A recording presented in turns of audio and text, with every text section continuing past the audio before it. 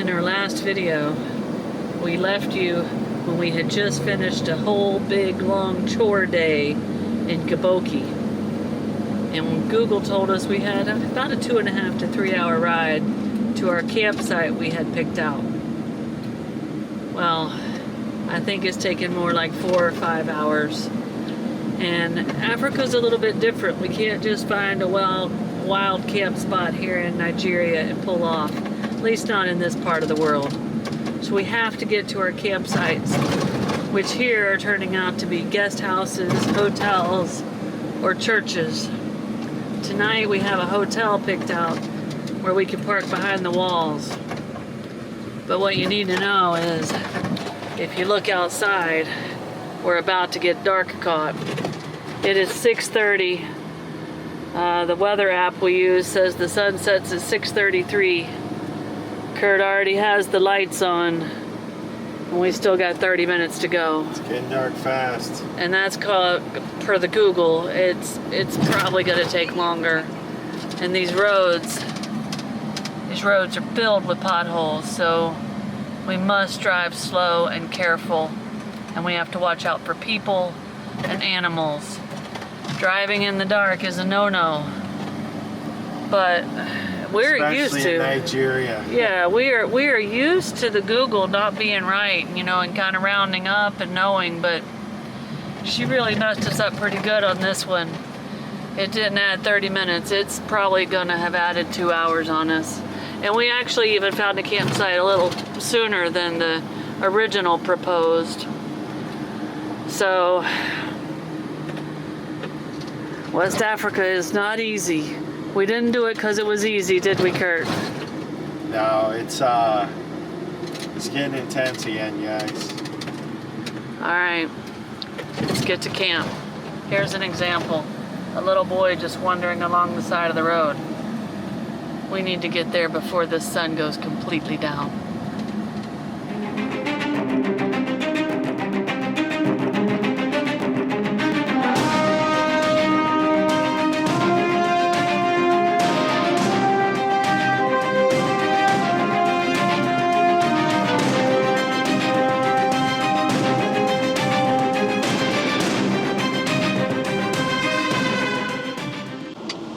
Every time I check the GPS, it's added more time to our estimated time of arrival. We are 100% in the dark now, and the GPS says 21 more minutes. That will likely turn into 30 by the time we actually get there. So we are driving in the dark on a rural road in Nigeria, West Africa. This is a no-no. But we had planned and researched and checked these roads, and we had no idea this road would take this long. Well, there's two problems. Number one is these potholes are so deep, and oftentimes they run full width or wide enough across the road where you can't go around them. When I say they're deep, some of these are like probably 12 to 16 inches deep. So you just can't make any time at all, and you just have to go super slow. And we've been encountering bad roads all day, and you guys already know about the checkpoints and the traffic and all that other stuff, but that would be the second thing. And of course, earlier in the day, in the last episode, we had to get supplies, and we ended up getting an impromptu water tour that took a little more time than possible, or than we expected. But to be honest with you guys, there's not really other options out here, so it's not like we can just stop. Yeah, we've already found the secondary option. Our originally planned campsite's probably still 2 hours away. And, I mean, I really think the conditions of the roads have caused this to take twice as long as Google thought. And we always round up from Google. We're very conservative. But I got on Overlander and got on Google and found a hotel closer to us. I don't know what we'd do if we weren't able to find that hotel. And then there's still the unknown if that's even going to work out. Oh, boy.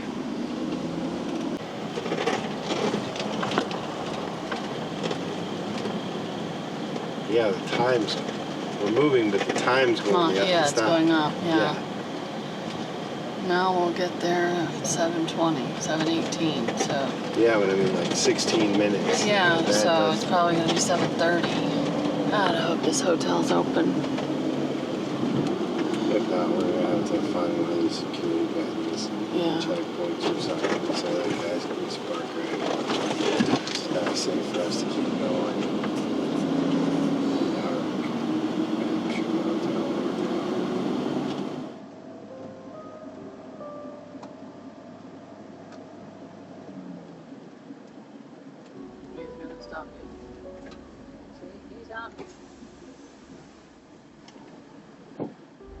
Video protected. How you doing? What's going on? Hi, What's up? doing? We're trying to get to our hotel, man. We don't want to be driving this late at night, but we're trying to get to our hotel. I think our hotel's only 6.7 kilometers. 10 minutes. Yeah. This road has been so slow and so difficult. Yeah, it is. We've been trying to. We don't want to drive this late. It's scary. Video protected. No, Yes, we know, no, we know. I know. So yeah. we're our Yeah, hotel. we're gonna go. Yeah, we only have 6.7 kilometers. Yeah, he's all right. Okay. Thanks, guys. Thank you. You'll have a good night. Thanks, guys. I love the Bulls. Michael Jordan. Video protected.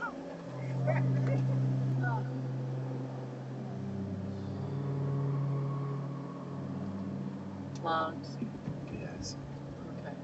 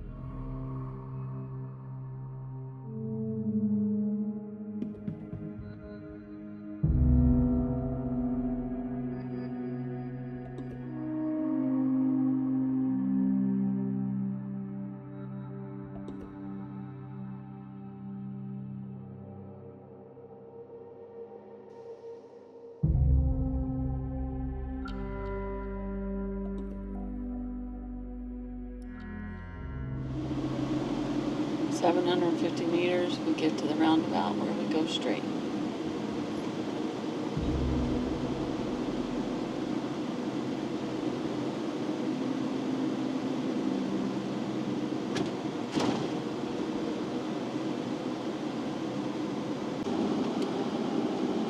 Meters to the roundabout.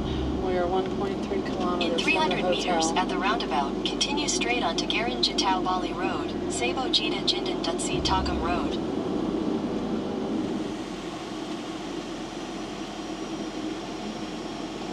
Going this way. Yeah. 900 meters, and it should be on our right. Video protected. Oh, please be here.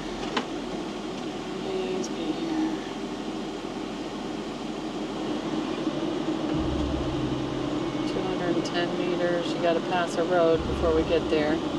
So that's the road. It should be right up here somewhere. Maybe that sign. Let's see. Oh, this looks like a hotel. Your destination right is here. on the right. Is this it? I think so. What's that? Yeah, that sign up there is, I think this is where we would go in. I don't know. Yeah, almost means.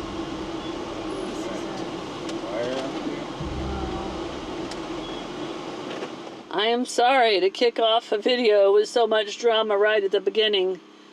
But guys, it is a big no-no. We need to make sure we never have to do that again, to drive at night in most of these countries, but especially here in Nigeria. That was tough. We made it to the hotel, and pretty quickly, as soon as we pulled into the gate, we saw power lines that there was no way we could fit under. But luckily, the guys worked with us and helped us do about a 50-point turn, and we are wedged in right here by the front gate, right by the reception desk. We'll have to back out in the morning, which should be okay. But we made it. We're safe. It's 7:40. When we originally put this into the GPS, we should have got here around 5 o'clock. We're gonna go to sleep. That was one heck of a drive. See you in the morning. Good morning, everyone. So, this is the place we were racing to last night in the dark. This is another, I think they call them guest house over here. But you can see it's a fairly, decent sized compound. A lot of independent buildings around here. We had this room right here. I'll just walk in. Now, there hasn't been any electricity. There was when we first got here and took a look at it. See, they got a little living room area with the Holy Bible. Here's your little flat screen TV. And here's the bedroom. So this is $10,000 dollars, or 10,000 Nigerian dollars. So you can see the bathroom. There's a little hot water heater. I don't think it works. And then you got a little water hose there, sprayer, toilet, sink. Now what they do here a lot is bucket showers. So this one actually had a little spray head, which is, I think, a bit uncommon for this region. This was 10,000 Naira per night. There is an air conditioning unit and some ceiling fans, but again, the electricity only worked when I walked through in here and looked at the place. Didn't really matter because we're not staying in the room anyway, but we did use the shower just to splash off and cool off. The shower did work even when the power wasn't on. And so anyway, it worked out. We were just glad to have a safe place last night after that crazy drive. Even the last military checkpoint said we didn't need to be driving in this stuff. But we got an adventurous day today. Today we hopefully get up into the mountains. We have threats of rain. We have been worried about rainy season since we started this journey, and the forecast does not look great. So we need to get on the road. We need to get going. We do not have any time to spare. We're up an hour early today. And again, we're gonna push hard. Fingers crossed, guys. We have to beat the rain through here. Some of you have asked, why in the world would we do this trek? Why would we come to Africa? Why would we put ourselves through this? And for us, traveling is just such an enriching, educational, and humbling endeavor. And the perfect example is 3 days ago when we first came into Nigeria, we were just blown away by the intensity, and we were intimidated by the police stops and all the people and all the stuff. But as we've traveled through, we've learned that at almost every single police stop, because we're tourists, they wave us through. and so many people wave at us and say, welcome, welcome, welcome to our country, welcome to our town. They smile at us and they embrace us.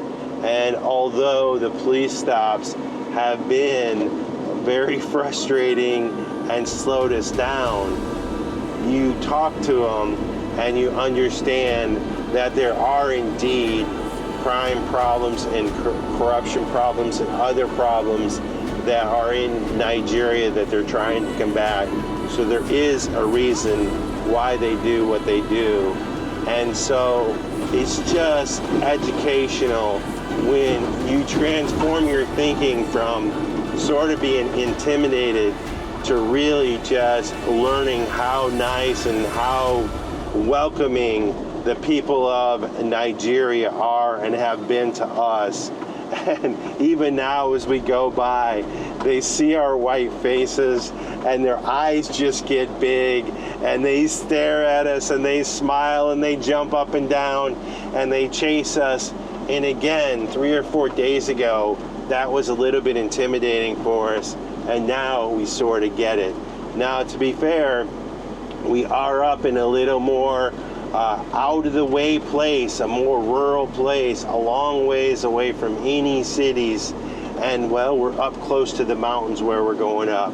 And so there also kind of has been a change in the people, as you would expect as you go through a country. You know, there's different kinds of people. And anyway, I got to tell you guys, what an amazing experience we are having as we travel through Nigeria. And I can't tell you how much we appreciate the hospitality and the security that these folks have given to us. So thank you to the folks in Nigeria. And man, we look forward to finishing this little thing out. But we are staring at the mountains right now, and the sun's out, which is good because there's rain in the forecast, and we're moving. We're actually making pretty decent time on our drive today. Not quite as many police stops. They're there, but they're not stopping people. They're just waving you on through.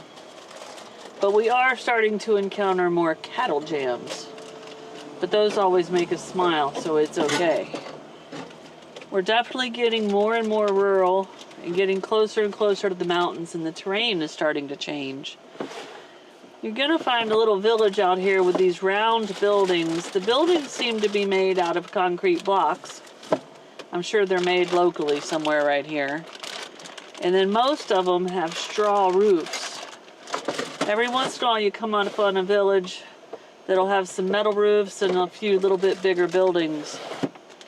But one thing we've noticed about a village is it's usually centered around one of these giant, beautiful mango trees.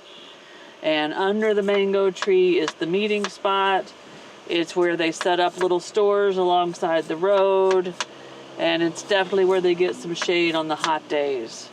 So if you're in a village that doesn't have a mango tree, you're probably looking to relocate to one that does.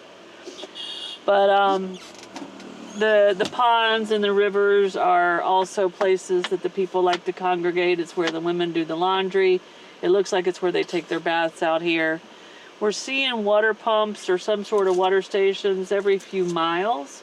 And you pass a lot of people all the way from 4 and 5 years old up to, you know, elders carrying buckets of water, sometimes on their head. But in this part of the world, we're starting to see a lot of people have wheelbarrows. So I don't know if some sort of NGO or charity or something came through here and kind of dispersed wheelbarrows to help them carry their water. But it definitely looks like it helps them to carry a lot more water with a little bit more ease. So that's nice to see, because every once in a while you see them and they just look like they just can't carry any more water than they're carrying. And just stop and think about not having running water in your house and having to walk a mile or two and bring it back a 5-gallon bucket at a time. It's unbelievable how strong these people are. But we have stopped for a lunch break. Curt is whipping us up some chicken salad. Looks like we might have a couple of pineapple slices on the side. and the kitties are getting a break with the door open. And we are slowly starting to get closer to climbing up in some elevation. It's still very hot here. I'd say in the low 90s right now, but not as hot as it was yesterday. So as we climb, we hope that will help. The temperatures will go down, and we hope by the time we get over here to the legendary Banyo crossing, that we actually get a night or two where it even might get chilly. Now that's Africa chilly, not Europe chilly. But that's an update. The day is going pretty smooth so far. I hope I did not just jinx us.